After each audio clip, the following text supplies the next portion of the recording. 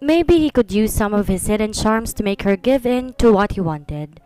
Sa kanya naisip, parang gusto niya rin yung sabihin na mapapaamo siya ng babaeng tigre. Ayon nga kay Darwinson. Para napaka-imposible ng kanyang naisip na gawin. Natitiyak niya mahihirapan siyang mapapayag ito. Napangiti na lang siya sa naisip niyang paraan para mapaamo at mapapayag si Jamil. Magpapanggap kang girlfriend ko. Nag-angat ng paningin si Jamil mula sa binabasa niyang libro. Nakita niya si Wallister na nakatunghay sa kanya. Nananahimik siya nakaupo sa nalililimang bench. Pagkatapos bibirahan siya nito ng ganong punchline. Alam mo kung joke yan, nakakatawa. Pagkatapos tumawa siya ng malakas. Damn it, tumigil ka nga kakatawa mo. Para namang di ako matatawa sa'yo. Sasabihan mo ako magpanggap na girlfriend mo. Bakit, di ka ba marunong manligaw? Tanong niya. O siguro. Pambibitin pa niya. Bakla ka no? Tumawa ulit siya ng malakas. What? Di makapaniwalang sambit nito. I am not gay. Oh, di pa rin siya naniniwala. Eh kung di ka bakla, bakit pinagpapanggap pa akong girlfriend mo? Ibig sabihin wala kang girlfriend. Kasi siguro ang gusto mo, boys. O baka naman isa sa mga kaibigan mo ang type mo. Alam mo, sister, sumali ka na lang sa babaylan. Di yan na ituloy ang iba pang sasabihin dahil sa biglang pananakop ng mainit na labi nito sa kanyang mga labi. The kiss was meant to punish her and shut her up at the same time. She could infer his mind-blowing kiss that he was definitely not gay. The way he kissed her, it was so manly, a sheerly masculine kind of kissing. Kung ang intensyon niya kanina kaya ito inasar dahil nais siyang halikan siya nito, ay hindi niya alam. Masarap tong humalik and she wanted more of it. Parang dinuduyan siya pa itaas sa mga alapaap. He kissed her expertly and erotically. Di niya na nagawang mag-react pa sa ginawa nito. She was astounded by the powerful energy of his kiss that pounded her weak to her knees. Pinalalim pa nito ang halik. Ang kanyang mga kamay na intusan niyang itulak ito pumulupot sa leeg nito. Ngayon mo sabihing bakla ako. Humihingal pang wika nito na maghiwalay ang kanilang mga labi. Diretsyong nakatingin to sa kanyang mga mata. I hate you. Itinulak niya ito. Oh, bakit ka nagagalit? Eh nung ikaw nang halik sa akin, di naman ako nagalit.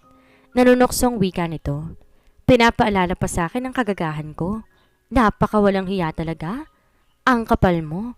Kung nagawa ko man ang bagay na yun, pinagsisihan ko na ng husto yun. Para akong humalik sa puwet ng unggoy.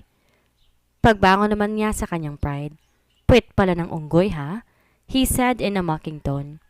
Sana kung gano'n nga mabilis mo akong tinulak nang halikan kita. Di mo pa pinatagal ang paghalik ko sa'yo. It seems you enjoyed my kiss. Hoy, lalaking ubol ng yabang.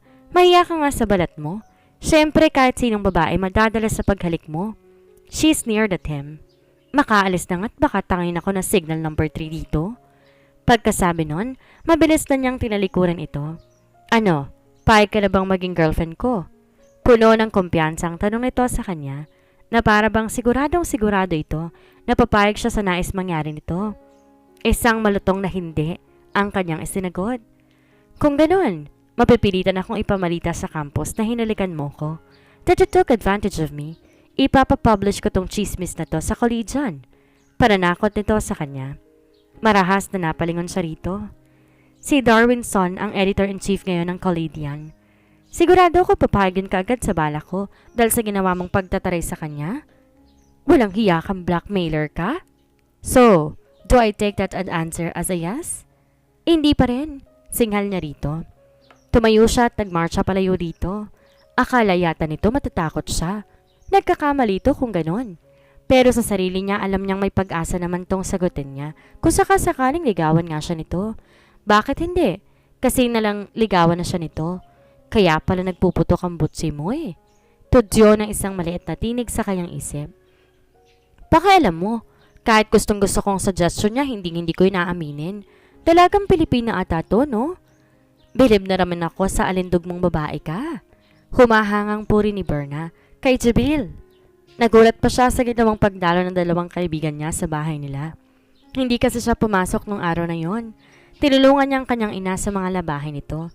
Santambak ang labahin at naawa siya rito. Ang lakas ng kamandag mo, Mare.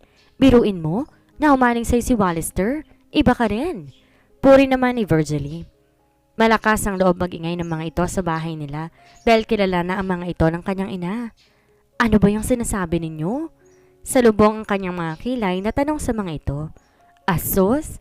Nagmamaang-maangan pa po ang ale. Ang haba ng hair mo, friend. Ani Berna.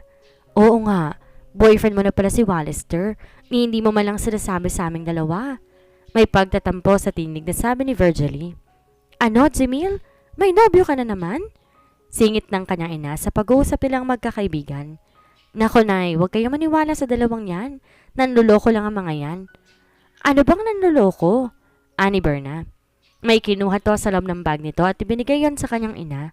O di ba nay, ang sweet ng bagong boyfriend ng anak ninyo? Kinikilig na wika pa ni Virgily. Tsaka sobrang yaman ho ng pamilya ni Wallister, ang swerte ng anak ninyo.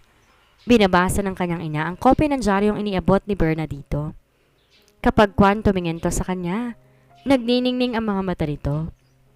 Alam namin ng tatay mo, anak, na nasa tamang edad ka na para magkaroon ng nobyo. Pero sana kahit may nobyo ka na, huwag mong pababayaan ang pag-aaral mo, ha? Ano ba yung mga sinasabi ninyo? Naiinis na wika niya. Kinuha niya mula sa kanyang ina ang edisyon ng Collegian, ang pangliguhang pahayagan ng kanilang universidad. Ganon lamang ang kanyang pagkagimbal na mabasa niya ang artikulo doon tungkol sa kanilang dalawa ni Wallister. Secret Girlfriend ni Wallister Ramirez, which was bold in letters. Binasa niya ang artikulong kasunod noon. Nanlamig ang kanyang pakiramdam nang mabasa ang nilalaman na nasabing artikulo. Nakalagay doon, kaya na in love sa kanya si Wallister dahil sa nakaw na halik na binigay niya rito. Then, romance spun, etc. Natitiyak niya kalat na sa buong campus ang kahihiyang binigay sa kanya ni Wallister.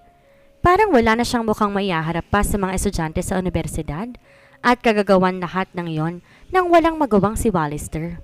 Ang walang hiyang yon. Tinuloy nga ang kanyang balak. Shit! Nangihinang napaupo na siya sa sofa. Grabe ka, friend. Iba rin ang style mo. Wika ni Berna. Nangahalik ka na lang pala kapag type mong isang guy. Kilig na sambet ni Virgily. Diba ang sweet ang boyfriend ng kaibigan namin? Ano sa tingin niyo, Nay? Baling nito sa kanyang ina. Ano ba kayong dalawa? Tumigil nga kayo?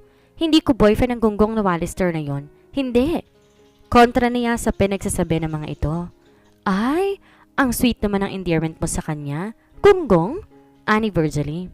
Anong tawag niya sa'yo, gunggang? Tudyo naman ni Berma. Tumigil kayong dalawa at naiinis na talaga ako. Anak, bakit ka ba nagagalit? Huwag kang mag-alala, hindi ako galit na may bago kang nobyo. Maintindihan ka naman namin ng tatay mo eh. Mahinahong wika ng kanyang ina.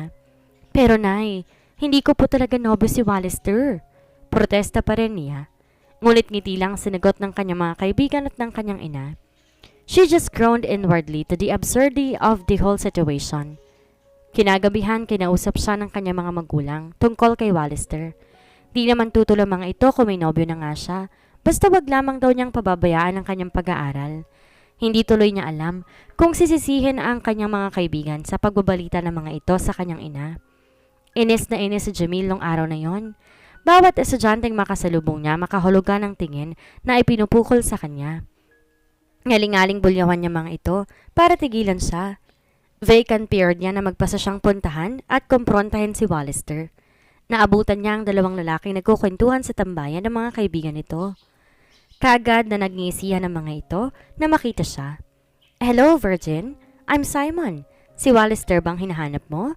Intayin mo siya rito at darating na rin yun. Nakangiting sabi nito sa kanya. Tinaasan lang siya ng kilay sa sinabi nito. Magaling din namang pumili si Wallister na magiging girlfriend. May taste din naman palang kaibigan namin yon. I'm Michello. Pakilala din ito. Di na lang niya pinansin pa ang mga ito. Humalokip-kip siya at di maipinta ang kanyang mukha. Hindi siya malalagay sa ganitong sitwasyon kung hindi dahil kay Wallister. Anong ginagawa ng babaeng tigre na yan dito? Anang isang masungit na tinigdang pamilyar sa kanya. Pare, pabayaan mo na yung babaeng virgin na yan. Inakbayan to ni Simon. Kinambitan nito ng dalawang lalaking pumasok sa tambayan. Inis lang siyang nakahalokip-kip at nakatingin sa kabilang direksyon. Nako, nasa na bang Wallister na yon? Ani niya sa sarili. Kapag dagdagal pa ako rito malamang, masapok ko tong Darwinson na to. Maya-maya pa'y namataan niya ang pagdating ng kanyang hinihintay. Bakit ngayon ka lang? Nanggigigil na salubong niya rito. Pare, matinding LQ to. Halos sabay nawikan ng tatlong kaibigan ni Wallister. Oh, bakit ka nagagalit? Nagugutom na ba ang girlfriend ko? Nakangiting tanong ni Wallister sa kanya. Tigilan mo nga yung pag-arte mo. She hissed at him. Pare, mukhang meron yata ngayon yung girlfriend mo eh. Narinig niyang sigaw ni Darwinson. Pinukol niya to ng masamang tingin. Hinila niya si Wallister palayo sa mausyosong mga kaibigan nito. Paliwanag mo sa akin ang iyong ginawa na kalokohan sa kule? Tukoy nito sa artikulo sa Collidian. Ano ba talagang kalokohan sa nasabi mo? Di ba totoo naman yun? Nakangiti ang tanong nito sa kanya. Alam mong hindi totoo ang lahat ng mga nakasulat doon. Di ko alam kung anong pumasok sa utak ko at ginawa akong katangahang yun. Nagkamalas-malas tuloy ang buhay ko. Oops, correction. Di nagkamalas-malas ang buhay mo. In fact, you have been blessed because of that kiss. Nagkaroon ka ng mabait, mapagmahal, at gwapong boyfriend katulad ko. Cut that crap, will you? Kaya ako pumunta dito para sabihan kang bawiin mo yung sinabi mo sa huli. Magpalabas ka ulit ng article na nagsasabing nagbibiro ka lang? Bakit ko naman babawiin yon? Give me one good reason para bawiin ko yon. He eyed her intently. Parang biglang nablangko ang utak niya dahil sa ginawang pagtitig nito sa kanya. How come she reacted that way? She did not know why his stare made her feel uncomfortable, yet sent a delicious shiver down to her spine. Bahagyang lumayo siya rito para makapag-isip siya ng matino. Basta, bawiin mo yon, kandautal na sabi niya. Dahil marami ng taong niniwala sa kalokohang ginagawa mo. Then, all you can do is to go along with the flow, Jamil. There's nothing you can do to change my mind. Anito, nahihibang ka na ba? Di naman talaga tayo magnobyo. Bakit ba ginagawa mo sa akin lahat ng to? Kung ginagawa mo to dahil gusto mo akong gantihan sa mga katarayang ginawa ko sa'yo, humihingi na ako ng tawad sa lahat ng yon. Gaya nga ng sinabi ko, wala kang makapagpapabago sa ginawa ko. It's either you go with the flow or avoid it. Anito sa kasiya tinalikuran. Pare, nasaan ang girlfriend mo? Nagtatakang tanong ni Mitchelo kay Wallister. Ayaw sumama sa akin mag-lunch eh. May sumpong yata? Nakangiting sabi niya sa mga ito. Bilib din naman kami sa'yo. Tatahi-tahimik ka lang, yun pala may girlfriend ka na. Di mo man lang sinasabi sa amin. Ani Darwinson. Kaya pala hindi mo pinapansin ng mga chika babes na lumalapit sa'yo. May commander ka na pala. Natatawang sabi naman ni Simon. Tinawanan lang niya ang pinagsasabi ng mga ito. Kinakatkat niya sa kanyang isip kung kailan at kung paano niya mapapaamo si Jamil. He thought it was just easy from the first, pero hindi pala ganon kadali ang lahat. Mas mahirap pa yatang paamuhin ng babaeng yun kaysa sa tigre. Nagulat si Jamil ang ilapag sa ibabaw ng mesa ng tatlong lalaki ang tatlong basket na naglalaman ng mga rosas. Bago pa siya nakahuma, nakalayo na ang mga ito. Jem, galing kay Wallister. Kinikilig na sabi ni Virgily. Binasa pa ng malakas ang nilalaman ng card na nakalakip sa basket ng mga roses. Jamil, Sweetie, I'm sorry if I made you mad. Please forgive me. Love, Wallister. Hiyang-hiya siya dahil pinagtitinginan siya ng ibang mga estudyante. Sa mga babaeng naroon ang panaghili ng mga ito. Grabe, super sweet naman ang boyfriend mo. Kailan kaya ako makakatagpo ng sarili kong fafa? Ani Burma. Tsaka, ano ba yung pinag-awayan ninyo? Nagtatakang tanong sa kanya ni Virgily. Kung tungkol sa babae, huwag ka nang magalit sa kanya. Natural lang na magpapansin ng mga babae sa boyfriend mo kasi gwapo siya. Patawarin mo na kasi. Kumbinsi pa nito sa kanya. Samahan ninyo ako sa Wallister na yon. Nanggigigil na wika niya. Tsaka binitbit ang isang basket ng mga bulaklak. Sumunod naman ang mga kaibigan niya na nagtig-isa sa pagbitbit na natirang mga basket. Tinungo nila ang tambay ni na Wallister. Ayan na mga bulaklak mo. Binagsak niya sa ibabaw ng mesa ang basket na dala niya. Natigil sa pagkukentuhan ng mga to na makita siya. Tsaka pwede ba? Tigilan mo na ako sa panggugulo mo. Hindi na nakakatuwa mga pinagagawa mo. Galit na sabi niya kay Wallister. Di niya alam ko nung gustong palabasin ito sa pagpapadala nito ng mga bulaklak sa kanya. Akala nga niya titigil na siya nito. Ngunit balak ba yatang dagdagan nito ang pagkapahiya niya sa buong campus.